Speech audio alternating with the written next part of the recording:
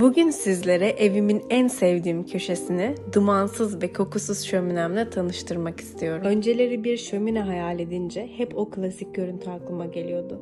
Duman, kül ve o bitmeyen temizlik hissi. Ama Love Art'ın bu şöminesi tamamen farklı. Biyotenal yakıt sayesinde duman ve koku sıfır. Kurulumu ve kullanımı da inanılmaz kolay.